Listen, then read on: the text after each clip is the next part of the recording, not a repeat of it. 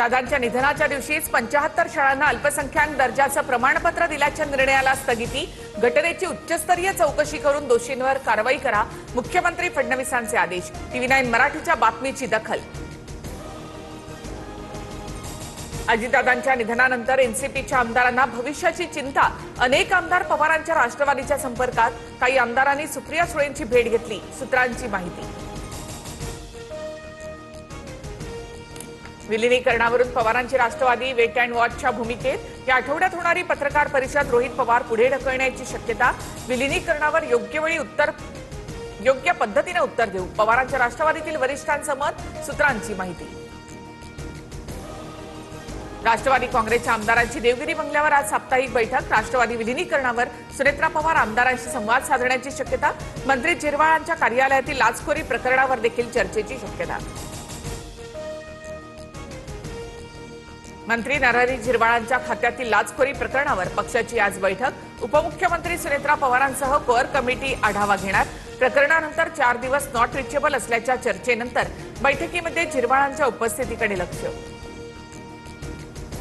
अजित पवारांच्या विमान अपघातातील ब्लॅक बॉक्स जळालेल्या अवस्थेत सापडला, सूत्रांची माहिती। डेटा रिकव्हरीसाठी ब्लॅक बॉक्स परदेशामध्ये पाठवण्याची शक्यता।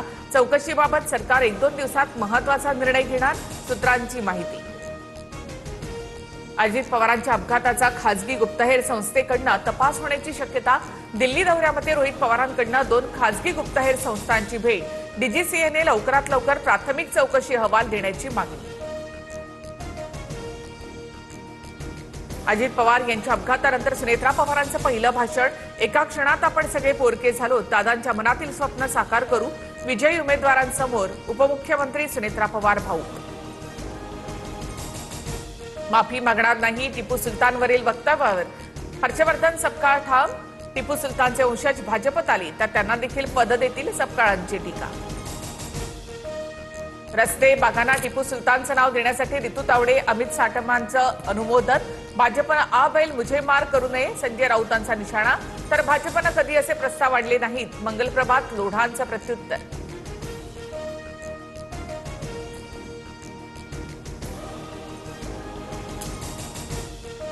मालेगाव महापालिकेमध्ये टिपू सुलतानचा फोटो पुन्हा लावणार। उपमहापौर शहाणे हिंद यांच्या वक्तव्याने पुन्हा वादाची चिन्ह। भाषणाच्या दरम्यान टिपू सुलतानवरची स्तुती।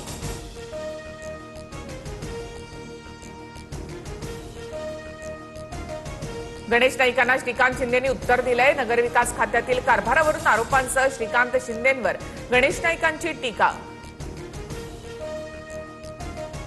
गणेश नाईकांनी स्वगृही परत यावं, भाजपसोबत राहून शिंदेंच्या विरोधातील लढाई लढता येणार नाही। संजय राऊतांकडून गणेश नाईकांना ठाकरेंच्या शिवसेनेमध्ये येण्याची ऑफर।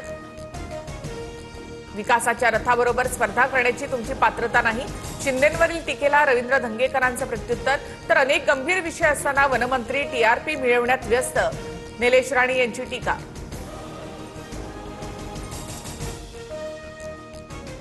मुंबई महापालिकेत विरोधी पक्षातील नगरसेवकांचा गोंधळ। महापौर रितू तावडेंकडून शिवसेनेच्या गटनेतेपदी अभय घोलेंच्या नियुक्तीनंतर घोषणाबाजी।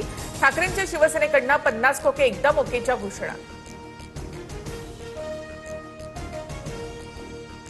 सरकारकडून नोकरीच्या प्रस्तावावर निर्णय अद्याप प्रलंबित। आम्ही आर्थिक अडचणींचा सामना करतोय। पहलगाम हल्ल्यातील मृत संतोष जगदाळे यांच्या कन्येची व्यथा। तर आम्ही जगदाळे कुटुंबियांसोबत समस्या जाणून घेऊ, शिंदेंचं आश्वासन। पंतप्रधान नरेंद्र मोदी उद्या मुंबईच्या दौऱ्यावर। फ्रान्सच्या राष्ट्राध्यक्षांच्या उपस्थितीमध्ये क्लायमेट परिषद कार्यक्रम पार पडणार। राजभवनातील कार्यक्रमाला मोदी उपस्थित राहणार। राज्यभरामध्ये बिबट्याची दहशत कायम। अहिल्यानगरच्या भिंगार वारुळवाडीमध्ये बिबट्याला पकडताना वन विभागाची दमछाक। तर भंडाऱ्याच्या नानोरीसह नाशिकच्या दरी मातोरी परिसरात बिबट्याच्या हल्ल्यामध्ये तरुण जखमी, डार्ट मारून रेस्क्यू ऑपरेशन। अभिनेता राजपाल यादवला 18 मार्चपर्यंत अंतरिम जामीन। पासपोर्ट जमा करण्याचे आदेश। दिल्ली हायकोर्टाकडून पुढील आदेशापर्यंत शिक्षेला स्थगिती।